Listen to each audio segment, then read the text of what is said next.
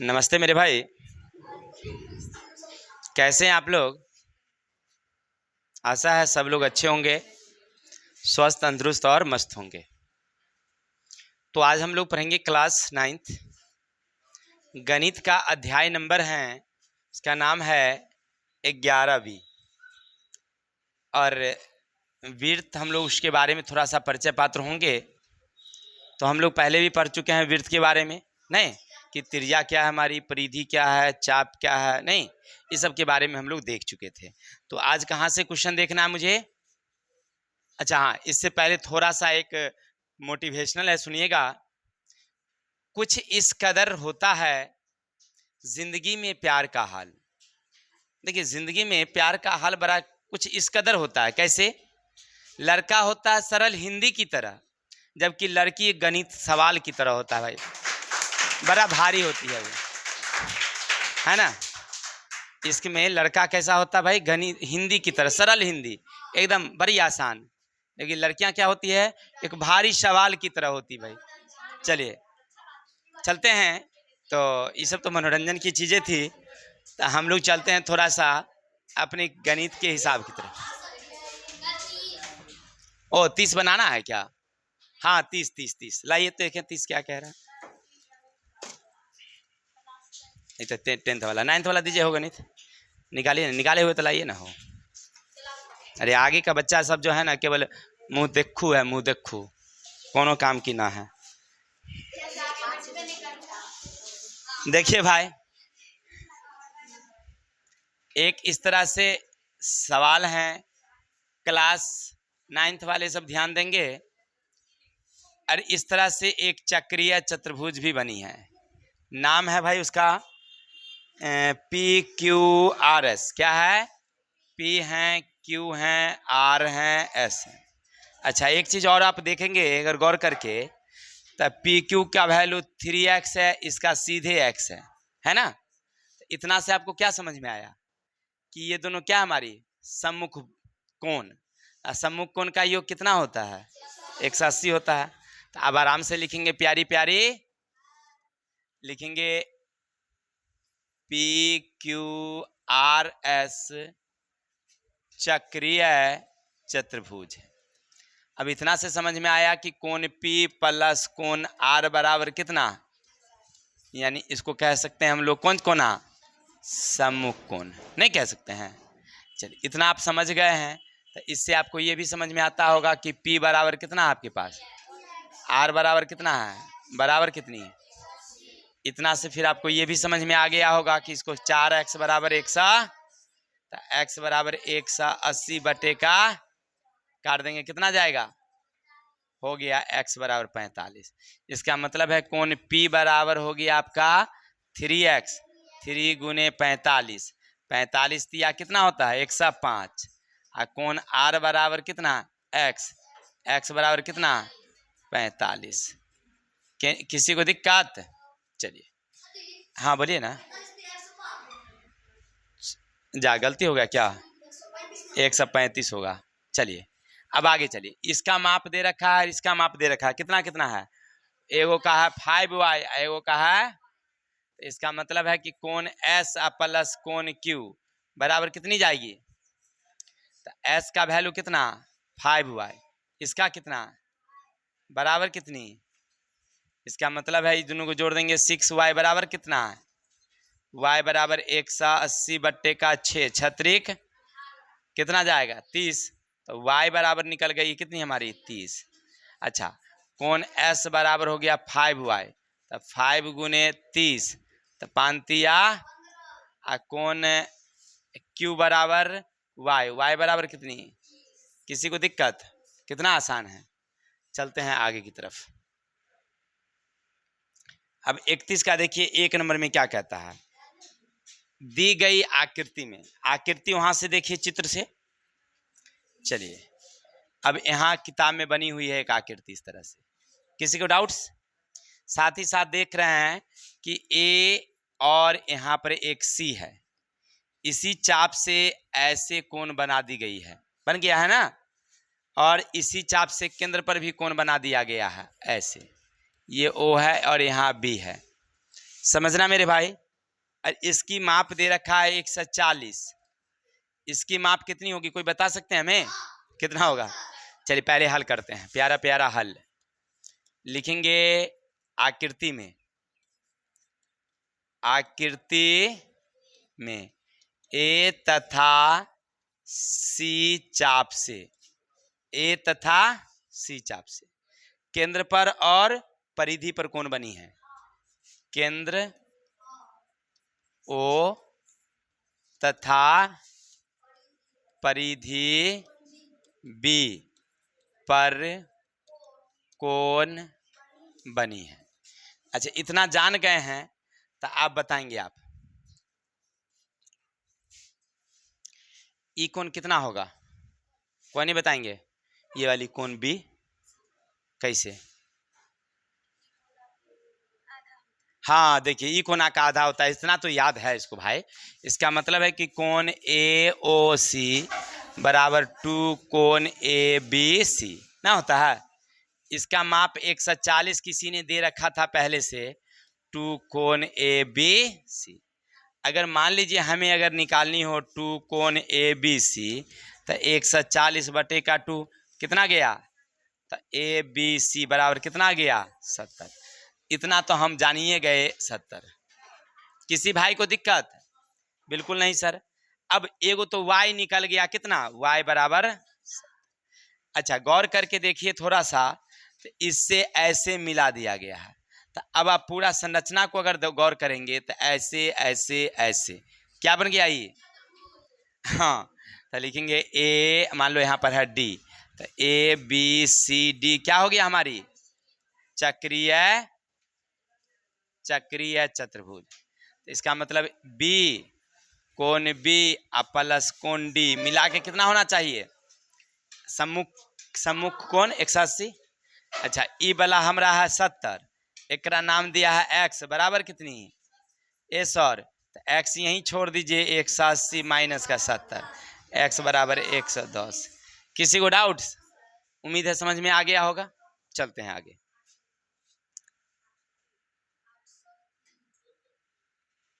चलिए अब आगे देखिए क्या कहता है। चक्रीय समलंब चतुर्भुज ए बी सी डी में ए डी समांतर बी सी है, तो एगो चक्रीय चतुर्भुज बनाइए। ये क्या हो रहा भाई? हाँ ऐसे होना था। ये क्या हमारा एक प्यारी वृत्त है और इसमें एक समांतर ये है और एक समांतर, समांतर में कह रहा है कि भाई ए डी है और यहाँ बी सी है, ए बी तो बी और सी है। हो गया? तो इसका मतलब हुआ, इसका मतलब हुआ कि ई मिल गया होगा इसे, तब ना चक्रीय चतुर्भुज बनेगा। कोण ए अथी कोण एगो 70 है जी, कितना? कोण बी, यहाँ शायद बी लिखना हम भूल गए थे। कोण बी बराबर 70। चलिए कोण बी बराबर 70 हो गया। तो अन्य तीनों कोण निर्धारण करिए। अब तीनों कोण की माप निर्धारित करिए, कितना होगी? तो सीधी सीधी बात है, समलंब चतुर्भुज है तो ये दोनों समांतर हैं, तो ये दोनों कोणों का योग कितना होगा? 180 होगा। ये दोनों कोणों का, जैसे ऐसे देखिए ये रेखा ऐसे गई है, ऐसे मिलाएंगे तो एक ही ओर के दोनों अंतःकोणों का योग कितना होता है? बिल्कुल सही सर। तो आप लिखेंगे ऐसे हल, ए बी सी डी समलंब, समलंब चक्रीय चतुर्भुज है, चक्रीय चतुर्भुज है, हो ना? बउआ रे ये भी कह रहा है कि ए डी समांतर बी सी है। इसका मतलब हमको समझ में आया कि कोण ए प्लस कोण बी बराबर कितना?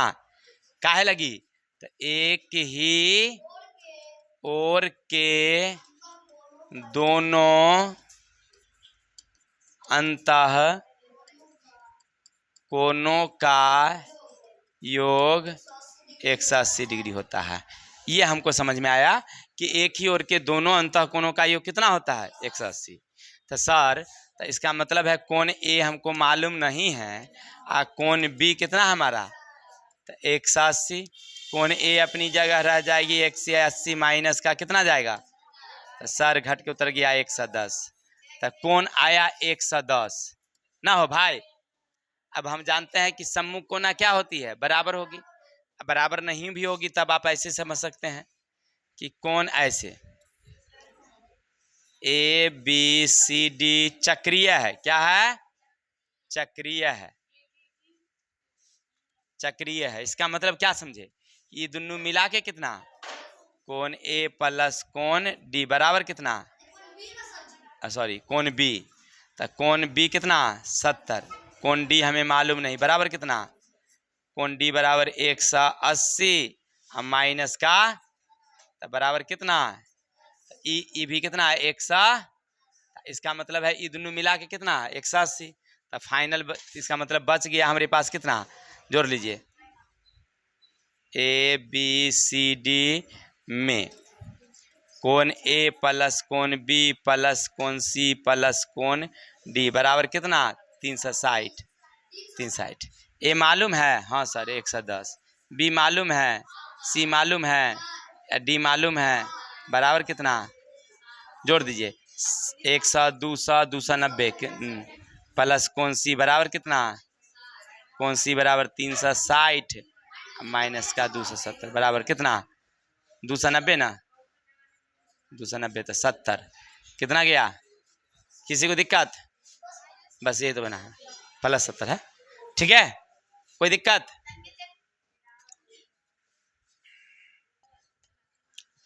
तो समझ गए ना सब लोग? अगला क्वेश्चन क्या कहता है सुनिए। चलिए मेरे भाई 32 नंबर क्वेश्चन क्या कहता है सुनते हैं। वृत्त पर 3 बिंदु ए बी सी इस प्रकार है। अरे भाई एक वृत्त है, वृत्त पर 3 बिंदु इस प्रकार है। किस प्रकार? इस प्रकार, एगो 2 ए, एगो 2 बी, एगो 2 सी। हो गया। साथ ही साथ कह रहा है कि इसका केंद्र भी भाई रे ओ है, ओ है। बी ए सी, कौन? बी ए सी को निर्धारित कीजिए, जबकि वहां चित्र बना करके भी दर्शा दिया है। कैसे? तो ऐसे ऐसे ऐसे। माप दे रखा है, देखो ई कितना दे रखा है? 90। ई कितना दे रखा है? 110। तो कोई बता सकते हैं कि इसकी माप कितनी होगी? कैसे नहीं होगा? सादिया बताएंगे आप हमें? बिल्कुल सही सर, देखिए ऐसे प्यारी प्यारी हल। अच्छा गौर करिए, थोड़ा सा कलम पर ध्यान दीजिएगा। ये पूरा का माप कितना होता है? केंद्रीय कोण 360। केंद्रीय कोण बराबर कितनी?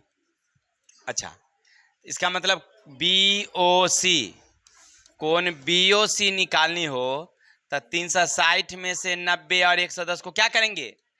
ऊपर का वाला घटा देंगे तो नीचे निकल जाएगी। तो 360 घटे 200 बराबर कितना? 160। अब तो समझ में आ रहा है कि बीसी चाप से केंद्र पर भी कोण, बीसी चाप से केंद्र पर भी कोण, और बीसी चाप से परिधि पर भी कोण। तो आप जान रहे हैं बी तथा सी से परिधि तथा केंद्र पर कोण बनी है। इससे स्पष्ट होता है कि कोण बी ओ सी बराबर 2 कोण बी ए सी। बी ए इसका माप 160, 2 कोण बी ए सी। एक लाइन और लिख लेंगे, कोण बी ए सी 160 बटे का 2 कट गया कितनी? तो कोण बी ए सी बराबर कितनी? किसी को दिक्कत? कितना आसान है, बउआ वाला था कि नहीं? तो आगे चलते हैं। 33 नंबर क्वेश्चन क्या कहता है सुनिएगा थोड़ा सा। सिद्ध कीजिए कि समचतुर्भुज की किसी भी भुजा को व्यास मानकर खींचा गया वृत्त समचतुर्भुज के विकर्ण के प्रतिच्छेद बिंदु से जाता है। रे भाई कहता पहले कि सिद्ध कीजिए कि समचतुर्भुज है, तो एगो समचतुर्भुज खींचो पहले।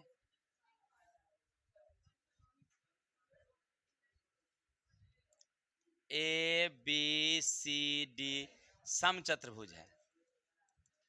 साथ ही साथ कह रहा आपसे कि इससे एक विकर्ण भी खींचा गया है ऐसे, ओ है। हाँ, अब इसको हम व्यास मानते हैं, इसको व्यास मानते हैं, तो ये केंद्र हो गया। यहां से पूरा व्यास है तो ये क्या हो गया हमारा केंद्र। केंद्र पर लोहा बिठाए, आप पेंसिल यहां बिठाए और ऐसे करके हमने एक वृत्त खींचा है ऐसे।